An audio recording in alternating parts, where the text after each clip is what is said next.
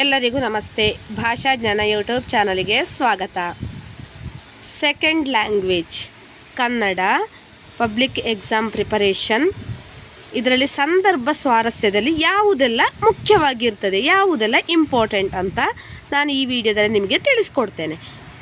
ಸಂದರ್ಭ ಸ್ವಾರಸ್ಯ second language public exam preparation ಅಂತ ಪ್ಲೇ ಲಿಸ್ಟಲ್ಲಿ ನಾನು ಅಪ್ಲೋಡ್ ಮಾಡ್ತಾ ಬಂದಿದ್ದೇನೆ. ಅದರ್ ವೀಡಿಯೋಸ್ಗಳು ಅಂದರೆ ನಿಮಗೆ 2 ಮಾರ್ಕಿದು 1 ಮಾರ್ಕಿದರೆ ಯಾವುದೆಲ್ಲ ಇಂಪಾರ್ಟೆಂಟ್, ಯಾವುದೆಲ್ಲ ಗ್ರಾಮರ್ ಪಾರ್ಟ್ ಬರ್ತದೆ ಈ ಸಲದ ಎಕ್ಸಾಮಿಗೆ ಅಂತ ನಾನು ನಿಮ್ಮ play list second language public exam preparation SSLC ಅಂತ ಹಾಕಿದ್ದೇನೆ ಪ್ಲೇ ಲಿಸ್ಟ್ ನೇಮ್. ಸೊ ನೀವು ಅಲ್ಲಿ ಚೆಕ್ ಮಾಡ್ಕೊಳ್ಬೋದು. ಸಂದರ್ಭ ಸ್ವಾರಸ್ಯ ಏನಾದರೂ ವರವನ್ನು ಕೇಳು ಕೊಡುತ್ತೇನೆ. ಆರ ಮಿತ್ರರ ಒಣಮರದ ಗಿಳಿ ಪಾಠದಿಂದ ಈ ವಾಕ್ಯವನ್ನು ಆರಿಸಲಾಗಿದೆ. ಫಸ್ಟ್ ಯಾವ ಪಾಠದಿಂದ ಆರಿಸಲಾಗಿದೆ ಅಂತ ನೀವು ಬರೀಬೇಕು. ನೆಕ್ಸ್ಟ್, ಸಾಮಾನ್ಯರ ವರ್ತನೆಗಿಂತ ಭಿನ್ನವಾದ ಗಿಳಿಯ ನಡತೆಯನ್ನು ತತ್ವನಿಷ್ಠೆಯನ್ನು ಇಂದ್ರನು ಮೆಚ್ಚಿಕೊಂಡ. ಪರರ ಹಿತವನ್ನೇ ಬಯಸುವ ಗಿಳಿಗೆ ಅದು ಕೇಳಿದ ವರವನ್ನು ಕೊಡಬೇಕೆಂದು ನಿರ್ಧರಿಸಿದ. ಏನಾದರೂ ವರವನ್ನು ಕೇಳು ಕೊಡುತ್ತೇನೆ ಎಂದು ಗಿಳಿಗೆ ಹೇಳಿದ ಸಂದರ್ಭ ಇದಾಗಿದೆ. ಸೆಕೆಂಡ್ ಇಂಪಾರ್ಟೆಂಟ್ ಒನ್, ಗೊತ್ತು ಗುರಿ ಇಲ್ಲದೆ ಕತ್ತಲಲ್ಲಿ ನಡೆದನು. ಈ ವಾಕ್ಯವನ್ನು ಸಬರದ ಅವರ ಬೋಧಿ ವೃಕ್ಷದ ಹಾಡು ಕವನದಿಂದ ಆರಿಸಲಾಗಿದೆ. ಸಿದ್ಧಾರ್ಥನು ಬುದ್ಧನಾಗಲು ಹೊರಟಾಗ ಅವನ ಮನಸ್ಥಿತಿ ಹೇಗಿತ್ತೆಂದು ಕವಿ ಈ ಸಾಲಿನಲ್ಲಿ ಹೇಳಿದ್ದಾರೆ.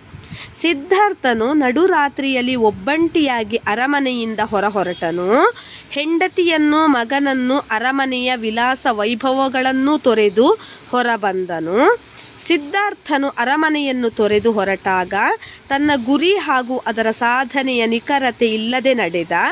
ಅವನು ಕತ್ತಲೆಯಲ್ಲಿ ನಡೆಯುತ್ತಿದ್ದ, ಅವನ ಗುರಿಯು ಕತ್ತಲೆಯಲ್ಲಿ ಅಡಗಿದಂತಿತ್ತು ಎಂದು ಕವಿ ಅಭಿಪ್ರಾಯ ಪಟ್ಟಿದ್ದಾರೆ. ಆಗ ಕವಿ ಈ ಮೇಲಿನ ಮಾತನ್ನು ಹೇಳುತ್ತಾರೆ. ಗೊತ್ತು ಗುರಿ ಇಲ್ಲದೆ ಕತ್ತಲಲ್ಲಿ ನಡೆದನು ಅಂತ. ಯಾರ ಬಗ್ಗೆ ಹೇಳುವುದಿದು? ಸಿದ್ಧಾರ್ಥನ ಬಗ್ಗೆ ಕವಿ ಹೇಳುವಂಥ, ಲೇಖಕರು ಹೇಳುವಂಥ ಮಾತು, ಕವಿ ಹೇಳುವಂಥ ಮಾತು. ಪದ್ಯದಿಂದ ಆರಿಸಲಾದ ಕಾರಣ ಕವಿ ಹೇಳಿದಂಥ ಮಾತು ಅಂತ ನೀವು ಬರಿಬೇಕು. ಸೊ ಇನ್ನೊಂದು ತುಂಬ ಇಂಪಾರ್ಟೆಂಟ್ ಆದ ಪ್ರಶ್ನೆ, ಪೆನ್ನು ಖಡ್ಗಕ್ಕಿಂತ ಹರಿತವಾದುದಂತೆ. ಈ ವಾಕ್ಯವನ್ನು ಡಾಕ್ಟರ್ ಶ್ರೀ ಪಂಡಿತಾರಾಧ್ಯ ಶಿವಾಚಾರ್ಯ ಸ್ವಾಮಿಗಳು ಬರೆದಿರುವಂಥ ವ್ಯಕ್ತಿತ್ವ ಪ್ರಬಂಧ ಕವನ ಸಂಕಲನದಿಂದ ಆಯ್ದ ಅಸಿ ಮಸಿ ಕೃಷಿ ಎಂಬ ಗದ್ಯ ಭಾಗದಿಂದ ಆರಿಸಲಾಗಿದೆ. ಈ ಮಾತನ್ನು ಲೇಖಕರು ಮಸಿಯ ಬಗ್ಗೆ ಹೇಳುವಾಗ ಬಂದಿದೆ. ರಕ್ಷಣೆಗಿಂತ ಪ್ರಮುಖವಾದುದು ಮಸಿ. ಖಡ್ಗದಿಂದ ಸಾಧಿಸಲು ಸಾಧ್ಯವಾಗದ್ದನ್ನು ಪೆನ್ನಿನ ಮೂಲಕ ಸಾಧಿಸಬಹುದು. ಅಂದರೆ ಬರವಣಿಗೆಗೆ ಅಷ್ಟೊಂದು ಪರಿಣಾಮಕಾರಿಯಾದುದು ಎಂದು ಹೇಳುವ ಸಂದರ್ಭ ಇದಾಗಿದೆ. ಸಿಂಪಲ್ ಆಗಿ ಕೊಟ್ಟದ್ದು, ನಾನು ಬಂದೇ ಬರ್ತದೆ ಎಕ್ಸಾಮಿಗೆ, ಇದು ಇಂಪಾರ್ಟೆಂಟ್. ನೆಕ್ಸ್ಟ್, ಒಂದು ಜೀವನಕ್ಕೇಕೆ ಹಲವು ಸಾಧ್ಯಗಳು. ಈ ವಾಕ್ಯವನ್ನು ಎಂ ಗೋಪಾಲಕೃಷ್ಣ ಅಡಿಗರು ಬರೆದ ಸಮಗ್ರ ಕಾವ್ಯಕೃತಿಯಿಂದ ಆಯ್ದ ಗುರಿ ಎಂಬ ಪದ್ಯದಿಂದ ಆರಿಸಿಕೊಳ್ಳಲಾಗಿದೆ. ಗುರಿ ಸಾಧನೆಯ ಮಾರ್ಗದಲ್ಲಿ ಹಲವಾರು ಕಷ್ಟ ನಷ್ಟಗಳು ಎದುರಾಗಬಹುದು. ಅವುಗಳಿಗೆ ಧೃತಿಗೆಡದೆ ಆತ್ಮವಿಶ್ವಾಸದಿಂದ ಮುಂದೆ ಸಾಗಬೇಕು. ಜೀವನದಲ್ಲಿ ಹಲವಾರು ಗುರಿ ಇಟ್ಟುಕೊಂಡರೆ ಯಶಸ್ಸು ಕಾಣಲಿಕ್ಕೆ ಸಾಧ್ಯ ಇಲ್ಲ. ಒಂದು ಜೀವನಕ್ಕೇಕೆ ಹಲವು ಸಾಧ್ಯಗಳು, ಒಂದು ಜೀವನಕ್ಕೆ ಒಂದೇ ಗುರಿ ಇರಲಿ ಎಂದು ಹೇಳುವ ಸಂದರ್ಭ ಇದಾಗಿದೆ. ಗೋಪಾಲಕೃಷ್ಣ ಅಡಿಗರು ಬರೆದಂತಹ ಸಮಗ್ರ ಕಾವ್ಯಕೃತಿಯಿಂದ ಆಯ್ದ ಗುರಿ ಎಂಬ ಪದ್ಯದಿಂದ ಆರಿಸಿಕೊಳ್ಳಲಾಗಿದೆ ಇದು. ಓಕೆ, ಇದು ಇಂಪಾರ್ಟೆಂಟ್,